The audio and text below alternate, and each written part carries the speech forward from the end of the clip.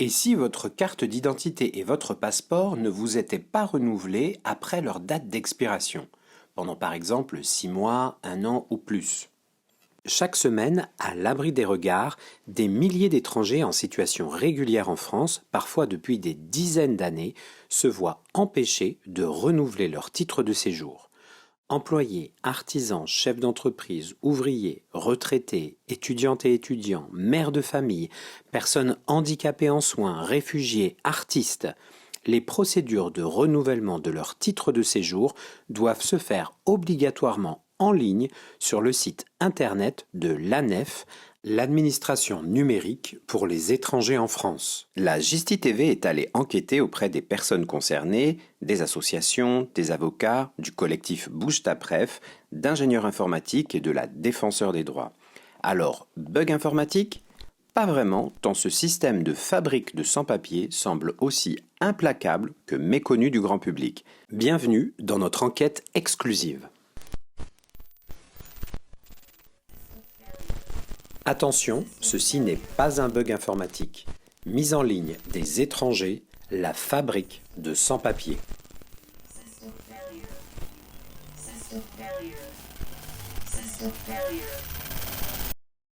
Faire la queue à la préfecture à 4 heures du matin, en hiver, c'était la belle époque. C'était la belle époque. On avait une réponse. Franchement, on avait des réponses.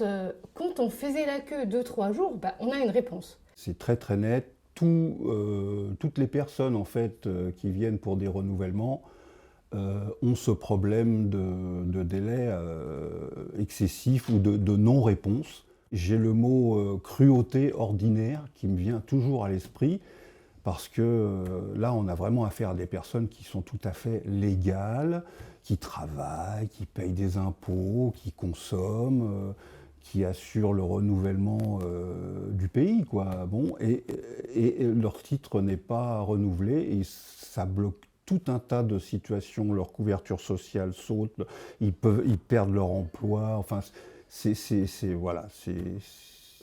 très cruel. Je suis étudiant étranger à l'université Paris 8. Donc ce matin, j'étais venu pour récupérer mon titre de séjour. J'avais fait ma demande depuis le 6 mai 2024. Donc il y a quand même 8 mois comme ça. J'avais déposé ma demande sur l'ANEF. Et là, comme je suis étudiant actuellement, je suis en programme Erasmus+, je dois voyager pour aller en Turquie dans le cadre de mes études. Donc il me faut un titre de séjour parce que je ne peux pas voyager en situation irrégulière comme ça. Le quotidien des étrangers actuellement comme interlocuteurs, c'est l'ANEF et la maltraitance de ce machin, quoi, qui est un mur. D'ailleurs, on ne sait pas comment ça marche. On ne sait pas comment ça marche. On dépose un dossier. D'abord, on ne peut pas récupérer et on ne peut pas voir ce qu'on a mis dans ce dossier-là. Tout d'un coup, il y a un bug. Pouf! Ah, votre dossier a disparu. J'ai une histoire là récente. Le gars, ça fait la 3e fois. Il est conjoint de français, il n'y a aucun problème. Ça fait la 3e fois qu'il va mettre ses empreintes à la préfecture. On espère, on prie pour que ça soit la bonne, là, mais ils ont perdu 2 fois son dossier.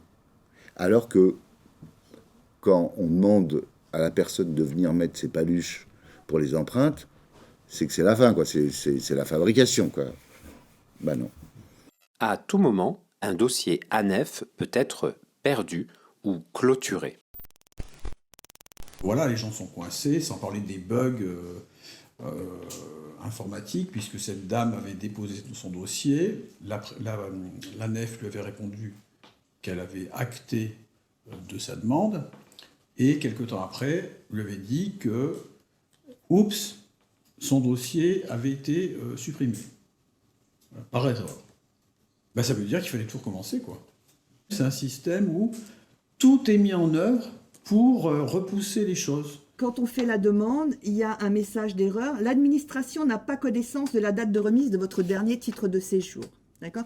Alors là, dans ce cas-là, c'est une personne qui avait un titre réfugié, qui l'a demandé il y a très longtemps, il n'y avait pas encore la nef. D'accord, elle arrivait presque au bout de son titre. Et je pense que son titre n'était pas enregistré, tout simplement, pour elle. Dans les préfectures, quand ils remettent un titre, il y a une petite case à cocher. Et si elle n'est pas cochée, l'ANEF considère que le titre n'a pas été remis. Voilà.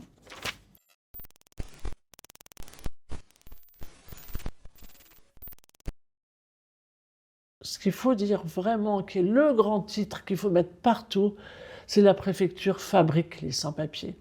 La préfecture, c'est une fabrique des sans-papiers. Parce que c'est des gens qui ont des papiers. D'ailleurs, ils ont tous les papiers du monde. Ils ont des logements, ils ont du travail, ils ont tout ça. Et parce qu'il n'y a pas de rendez-vous, parce que la date est périmée, ils se retrouvent tout d'un coup à la rue. Ça fait 1 an que je déposais un dossier, pas de réponse, pas de titre. J'ai les infos français, j'ai ma famille française.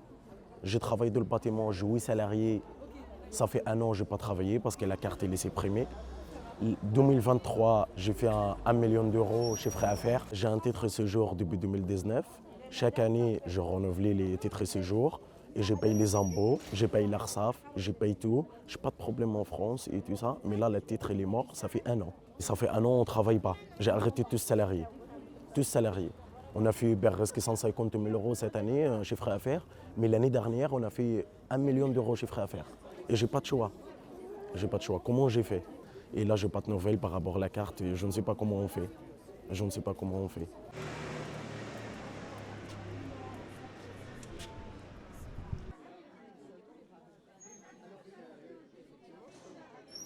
Pour une autre demande qui était banale à l'époque aussi, c'était une demande de changement d'adresse. Vous partez avec votre justificatif, il y a des guichets spéciaux, vous entrez, elle vous donne un récépissé que vous avez déposé.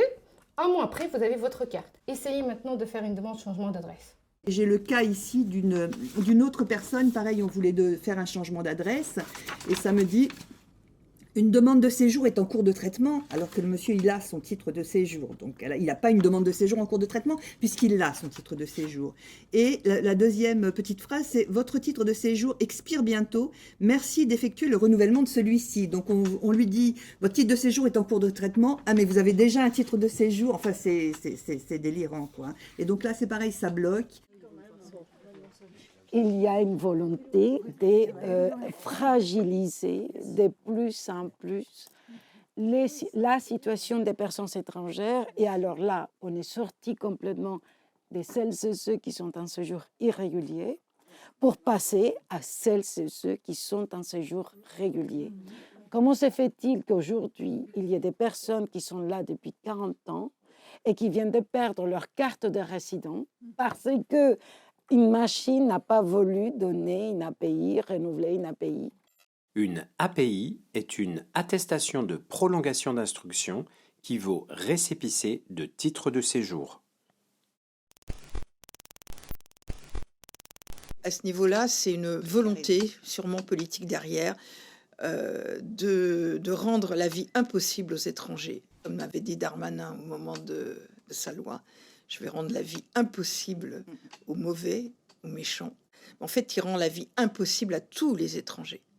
Et l'ANEF, c'est vraiment quelque chose qui aurait dû faciliter la vie des étrangers. Et c'est quelque chose qui la complique terriblement, qui est objet de rupture de droit à l'emploi, les personnes qui sont en emploi qui perdent leur droit aux allocations familiales, à la CAF, leur droit à sécurité sociale, leur droit de santé. Moi, j'en connais une, après 40 ans de vie en France, se retrouve bloquée et sans papier. Donc, à cause de l'ANEF, enfin, à cause des soi-disant bugs ANEF et des blocages. Donc, derrière ça, à mon avis, il y a autre chose.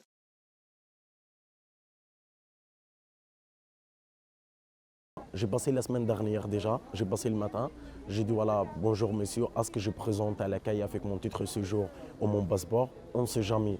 Mon titre il est disponible, je n'ai pas reçu un SMS. Il m'a dit monsieur, ça ne sert à rien, tu vas parler et tout ça. Tu vas noter ton numéro de téléphone, au moins je vous appeler. Mais là c'est 15e fois. Attestation avec un numéro, attestation avec un numéro. On travaille pas. Chaque fois on vient, on pose l'attestation avec un numéro. Ça ne change rien du tout. Personne ne rappelle. Personne. Personne. Je les ai forcés à me donner un rendez-vous sur place pour récupérer mon titre de séjour parce que ça a fait très longtemps, quoi. Je me suis battu, hein. Il faut que je souligne ça, hein. Je me suis battu parce que avoir un rendez-vous sur place, c'est exceptionnel, c'est impossible. On peut pas, en fait, on va même pas t'écouter, mais j'ai quand même eu un rendez-vous sur place. Face à toutes ces situations de blocage au niveau de l'ANEF et des préfectures qui conduisent à de vrais drames humains, de plus en plus de citoyens et d'associations ont décidé de se mobiliser, comme les habitants de Saint-Denis et les riverains de la sous-préfecture.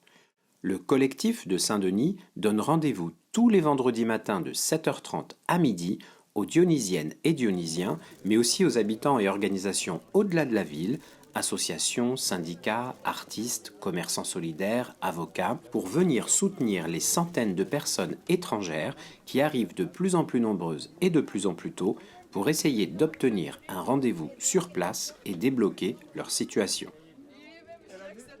Cette présence et ces mobilisations sont un véritable soutien moral et psychologique, loin d'être anodin pour des personnes désabusées et précarisées du fait de l'absence de réponse de l'ANEF ou de la sous-préfecture.